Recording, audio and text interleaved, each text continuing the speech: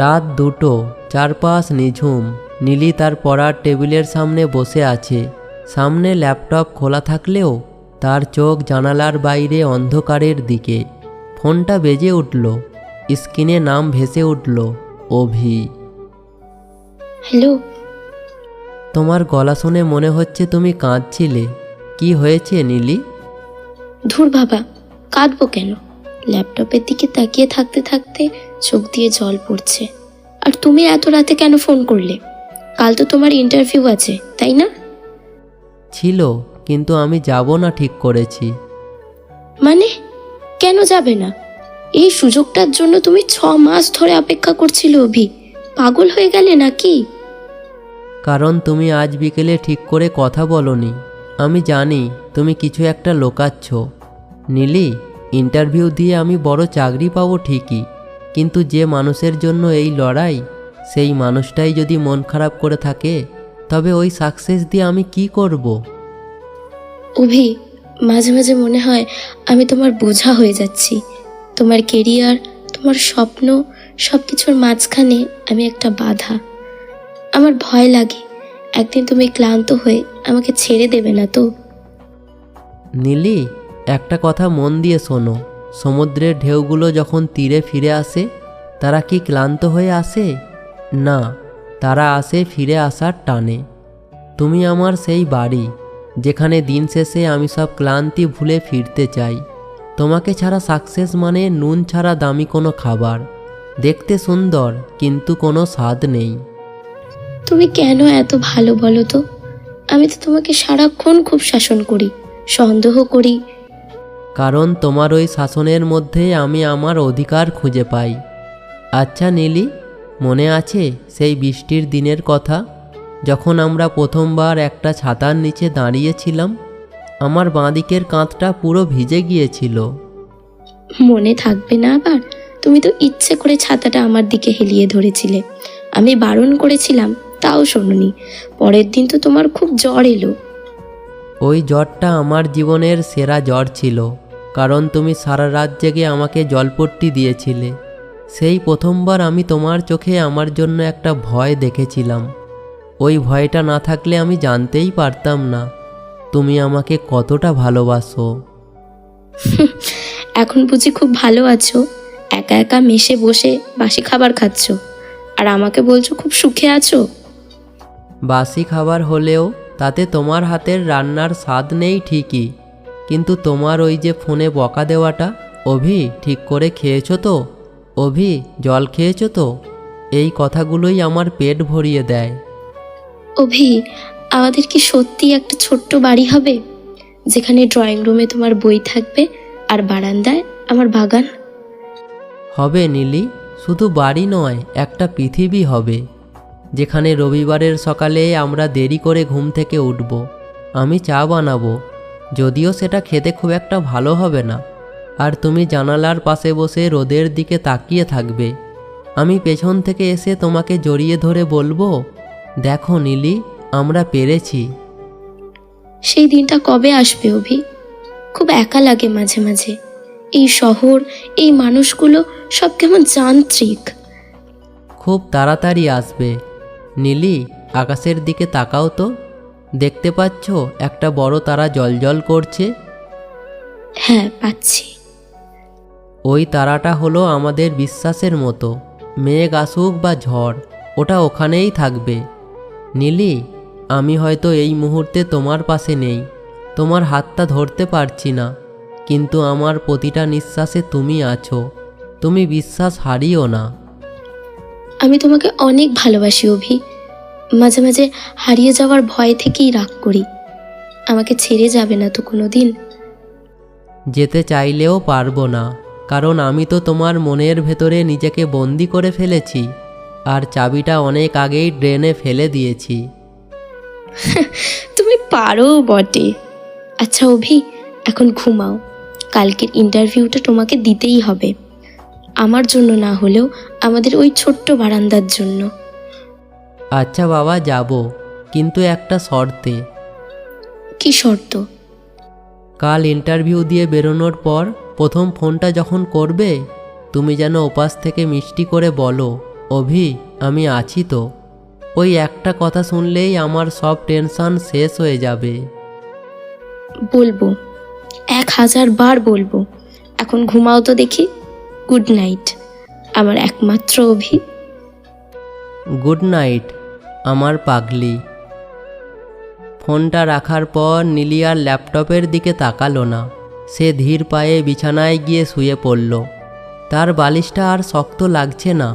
তার মনে হচ্ছে অভির গলার শটটা একটা নরম কম্বলের মতো তাকে জড়িয়ে রেখেছে। জানালার ওপাশে সেই তারাটা এখনও জ্বলছে, এক অটুট বিশ্বাসের মতো। পরের দিন সকাল 9টা। নীলি সকাল সকাল ঘুম থেকে উঠে স্নান সেরে অভির ফোনের অপেক্ষা করছে। অভির ইন্টারভিউ ঠিক 10টায়। হঠাৎ নীলি দেখল অভির একটা মেসেজ এলো। প্রচণ্ড নার্ভাস লাগছে নীলি, পা কাঁপছে। নীলি আর দেরি না করে সাথে সাথে ফোন করলো।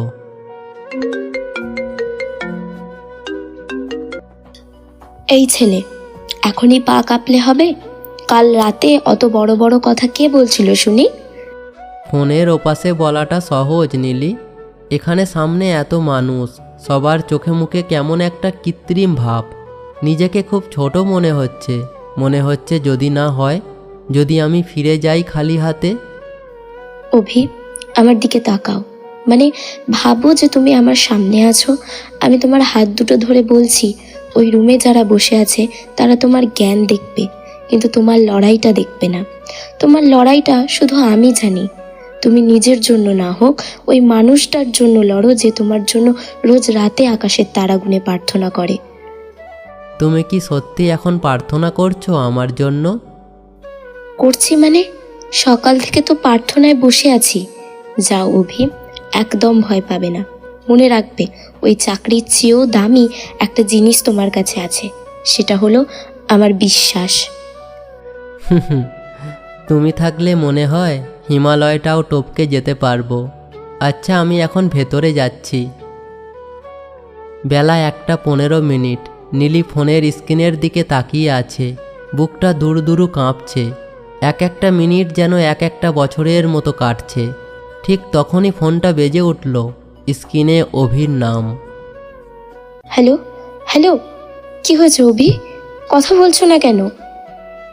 নীলি, ওরা আমাকে সিলেক্ট করেনি। এক মুহূর্তের জন্য স্তব্ধ হয়ে গেল, কিন্তু নিজেকে সামলে নিয়ে বলল, অভি শোনো, তাতে কিছু যায় আসে না। তুমি মন খারাপ করো না, আমি তো আছি, তাই না? চাকরিটা বড় কথা নয়, তুমি যে চেষ্টা করেছো ওটাই অনেক বড়। আরে দূর পাগলি, কাঁদিয়ে দিলাম নাকি? আমি তো সিলেক্ট হয়েছি। শুধু সিলেক্ট হইনি, ওরা আমার প্রেজেন্টেশন দেখে মুগ্ধ হয়েছে। আগামী মাস থেকেই জয়েনিং। নীলি প্রথমে থমকে গিয়ে তারপর রেগে ফেটে পড়ে বলল, তুমি তুমি তুমি একটা আস্ত শয়তান। আমার হার্টবিট বন্ধ হয়ে যাচ্ছিল প্রায়। কিভাবে পারলে এমন মজা করতে? আমি আর তোমার সাথে কথা বলবো না। আরে রাগ করো না নীলি, আমি দেখতে চেয়েছিলাম আমি হেরে গেলেও তুমি আমাকে একইভাবে আঁকড়ে ধরো কি না। তুমি তো পাস করে গেলে। আসলে আমি নয়, আজ তুমি জিতে গেছো। এসব ফালতু পরীক্ষা আর নেবে না। জানো আমার কেমন লাগছিল? এখন বলো, মিষ্টি কবে খাওয়াচ্ছ?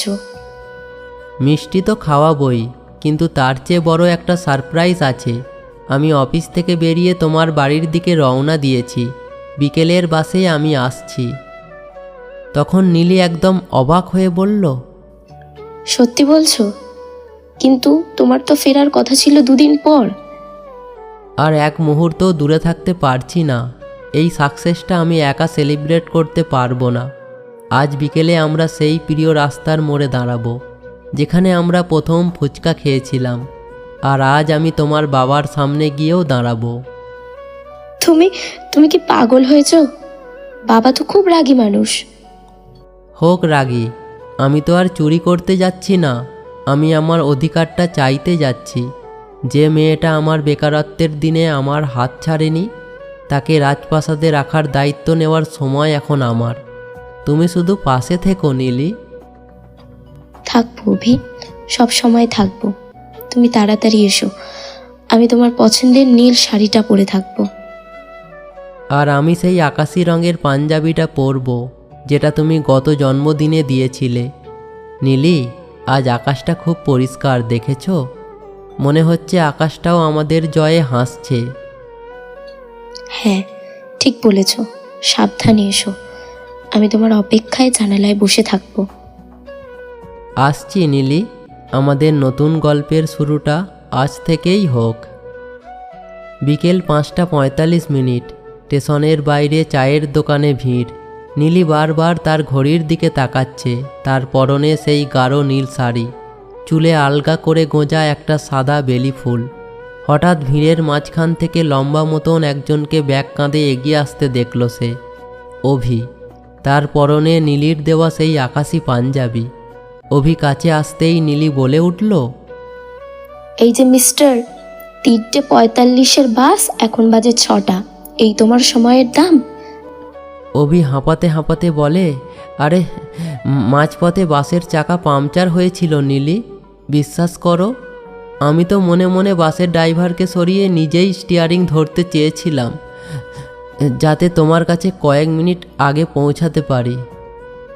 অভির কপালে জমে থাকা ঘাম নীলি নিজের আঁচল দিয়ে মুছিয়ে দিয়ে বলল, হয়েছে, আর নাটক করতে হবে না, চলো রিকশায় উঠি, বাবা বাড়িতেই আছেন। অভি নীলির হাতটা শক্ত করে ধরে বলল, নীলি, একটু দাঁড়াও। এই ভিড়ের মধ্যে, এই ধুলোবালি আর কোলাহলের শহরে আমি তোমাকে একটা কথা বলতে চাই। হয়তো আজ অফিস থেকে আমি একটা অ্যাপয়েন্টমেন্ট লেটার পেয়েছি, কিন্তু আমার আসল জয়টা হবে যদি আজ তোমার বাবা আমার হাতে তোমার হাতটা তুলে দেন। নীলি মৃদু হাসল আর বলল, বাবা খুব রাগী হতে পারেন, কিন্তু তিনি ভালোবাসার কদর বোঝেন। তুমি শুধু সোজা হয়ে দাঁড়িয়ে ওনার চোখের দিকে তাকিয়ে সত্যিটা বলবে, পারবে তো? তোমার চোখে চোখ রেখে যখন 7টা বছর পার করতে পেরেছি, তখন এইটুকুও পারবো, চলো। রাত 8টা। নীলিদের বসার ঘর, থমথমে পরিবেশ। নীলির বাবা সোফায় বসে আছেন, সামনে অভি। নীলি পর্দার আড়ালে দাঁড়িয়ে কাঁপছে। তখন নীলির বাবা বলল, তো তুমি নাকি আমার মেয়ের জন্য 7 বছর ধরে অপেক্ষা করছো? আজকালকার যুগে এমনটা তো শোনা যায় না। চাকরিটা না হলে কি করতে? তখন অভি শান্ত গলায় বলল, চাকরি না হলেও আমি অপেক্ষা করতাম স্যার, তবে সেটা হয়তো আরও কষ্টের হতো। নীলি আমাকে শিখিয়েছে কিভাবে শূন্য থেকে শুরু করতে হয়। আমি আজ শুধু একটা চাকরি নিয়ে আসিনি, আমি নীলিকে দেওয়া আমার প্রতিটা কথা রাখার ক্ষমতা নিয়ে এসেছি। আমি ওকে সুখী রাখব, এটা হয়তো বড় কথা, কিন্তু ওকে আমি কোনোদিন একাকিত্বে ভুগতে দেব না, এটা আমার প্রতিশ্রুতি। নীলির বাবা কিছুক্ষণ অভির দিকে তাকিয়ে থাকলেন, তারপর হঠাৎ করে হেসে উঠলেন। নীলি অবাক হয়ে পর্দা সরিয়ে সামনে এলো। তখন নীলির বাবা বলল, নীলি, তোর পছন্দটা ভুল নয়। ছেলেটার চোখে জেদ আছে, আর যার চোখে জেদ থাকে সে কোনোদিন হার মানতে জানে না। নীলির বাবা এবার অভির দিকে তাকিয়ে বলল, শোনো বাবা, আমার মেয়েটা বড্ড বেশি জেদি আর পাগল, সামলাতে পারবে তো? অভি তখন নীলির দিকে তাকিয়ে মুচকি হেসে বলল, স্যার, ও পাগল বলেই তো আমার মতো একটা ভবঘুরেকে গুছিয়ে নিয়েছে। বাকি জীবনটা না হয় আমি ওকে সামলে নেব। তারপর নীলির বাবা নীলির হাত অভির হাতে তুলে দেয়। তারপর রাত 12:15। বারান্দার এক কোণে রাখা দোলন চাপা ফুলের মিষ্টি গন্ধ বাতাসে ভাসছে। নীলি অভির পাঞ্জাবির হাতটা আলতো করে ধরে আছে, যেন বিশ্বাসই করতে পারছে না যে এই মানুষটা এখন সত্যিই তার ঠিক পাশেই দাঁড়িয়ে। অভি, একটু আগে বাবা যখন তোমার হাতে আমার হাতটা রাখলেন, আমার না বুকটা কেঁপে উঠেছিল। মনে হচ্ছিল এটা কি সত্যিই বাস্তব, নাকি আমি আবার সেই ল্যাপটপের সামনে বসে ঘুমিয়ে কোনো স্বপ্ন দেখছি। অভি নীলির হাতটা নিজের 2 হাতের তালুতে নিয়ে ঘষতে ঘষতে বলল, যদি এটা স্বপ্ন হয় নীলি, তবে আমি চাই না আমাদের এই ঘুম কোনো দিন ভাঙুক। কিন্তু দেখো, এই যে তোমার হাতের তালুটা ঠান্ডা হয়ে আছে আর আমার হৃদস্পন্দন তুমি অনুভব করতে পারছো, এটাই হলো আমাদের বাস্তব। 7 বছরের প্রতিটা রাত আমি এই মুহূর্তটার মহড়া দিয়েছি মনে মনে। জানো, যখন তুমি মেসে একা থাকতে আমি খুব ভয় পেতাম। ভাবতাম এই শহরের হাজারটা চাকচিক্য আর নতুন মানুষের ভিড়ে যদি তুমি আমাকে ভুলে যাও, যদি তোমার মনে হয় নীলি খুব সেকেলে, খুব বেশি শাসন করে। পাগল মেয়ে, ওই যে আকাশে চাঁদটা দেখছো, ওটা কি কোনোদিন পুরনো হয়? রোজ রাতে আমরা ওটা দেখি, তাও ওর মায়া কমে না। তুমি আমার কাছে ঠিক তেমনই। যত সময় যাচ্ছে তোমার শাসনের মায়াটা আমার কাছে নেশার মতো হয়ে গেছে। আর সেকেলে, এই যে তুমি নীল শাড়ি পরে আমার জন্য অপেক্ষা করো, এর চেয়ে মডার্ন আর দামি অনুভূতি আমার কাছে আর কিছুই নেই। আচ্ছা অভি, এখন তো তোমার অনেক বড় চাকরি। এখন যদি তোমার কলিগরা অনেক স্মার্ট আর সুন্দরী হয়, যদি তাদের সাথে কাজ করতে করতে মনে হয় আমি বড্ড সাধারণ। শোনো নীলি, হীরা যেমন সাধারণ কয়লার খনি থেকে আসে, তেমনি আমার জীবনের সবটুকু আলো তোমার ওই সাধারণের মধ্যেই লুকিয়ে আছে। সুন্দরী মেয়ে অনেক পাওয়া যায়, কিন্তু যে মেয়েটা শূন্য পকেটে থাকা একটা ছেলের সাথে 7 বছর ভবিষ্যতের স্বপ্ন বুনতে পারে, তেমন কাউকে আর পাওয়া যায় না। তুমি আমার অভিজাত্য নীলি, আমার অহংকার। অনেক হয়েছে রোমিওগিরি। এখন বলো, এই যে তুমি বলেছিলে বিয়ের পর আমাকে রোজ সকালে চা করে খাওয়াবে, সেটা কি শুধু কথার কথা ছিল নাকি সত্যি? অভি হেসে নীলিকে কাছে টেনে নিয়ে বলল, ওটা তো একটা চুক্তিনামা ছিল। তবে শুনলাম তোমার বাবা নাকি আমার হাতের চা খেয়ে খুব একটা ভরসা পায়নি। কিন্তু চিন্তা নেই, আমি কাল থেকেই ট্রেনিং শুরু করছি। তবে শর্ত একটাই, চা তেতো হোক বা মিষ্টি, তোমাকে কিন্তু খেয়ে বলতে হবে, অভি, এর চেয়ে ভালো চা আর পৃথিবীতে নেই। নীলি হেসে অভির কাঁধে মাথা রাখে। আচ্ছা বাবা, মিথ্যে বলায় তো আমি ছোটবেলা থেকেই ওস্তাদ। তোমার জন্য এইটুকু তো করাই যায়। শোনো নীলি, একটা কথা দেব, হয়তো আমাদের জীবনটা সবসময় এই রোম্যান্টিক সিনেমার মতো হবে না। মাঝে মাঝে ঝগড়া হবে, অভাব আসবে, কিংবা হয়তো ক্লান্তি গ্রাস করবে। কিন্তু সেদিনও তুমি এই বারান্দায় এসে আমার এই কাঁধটায় মাথা রাখবে। আমি তোমাকে কথা দিচ্ছি, এই কাঁধটা তোমার জন্য সবসময় আগের মতোই শক্ত থাকবে। আমি জানি অভি, তুমি আমার সেই বটগাছ যার নিচে আমি সব রোদ বৃষ্টি থেকে বাঁচতে পারি। চলো এবার ভেতরে যাই। কাল ভোরে কিন্তু আমাদের সেই সূর্যটা দেখতে হবে যেটা আমাদের নতুন জীবনের সাক্ষী থাকবে। চলো, তবে আজ রাতটা একটু বড় হলে ভালো হতো, তাই না? মনে হচ্ছে সময়টা থমকে যাক এই বারান্দাতেই। সময় তো থমকেই আছে আমাদের জন্য। ওই যে দেখো, চাঁদটা এখনো আমাদের পাহারা দিচ্ছে। এই বলেই নীলি অভিকে জড়িয়ে ধরে, দিয়ে কানের কাছে এসে বলে, I love you Abhi. I love you too Nili, সারা জীবনের জন্য। তারা দুজনে ধীর পায়ে ভেতরে চলে গেল। বারান্দার গ্রিলে লেগে থাকলো তাদের অজস্র হাসির শব্দ। আজ রাতের পর নীলি আর একা নয়, অভির পৃথিবীটাও আর শূন্য নয়। তারা দুজনে মিলে এখন একটা আস্ত আকাশ।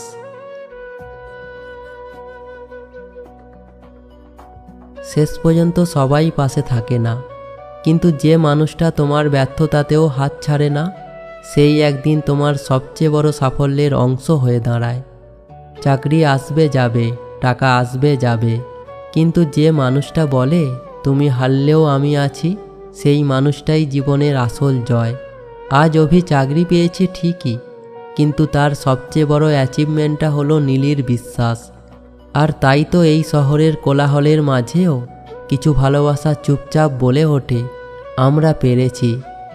যদি তুমি এমন কাউকে বিশ্বাস করো যে তোমার খারাপ সময়েও পাশে ছিল, এই ভিডিওটা তাকে পাঠাও আর কমেন্টে লিখে দাও, আমি বিশ্বাস করি ভালোবাসা এখনও হারায়নি।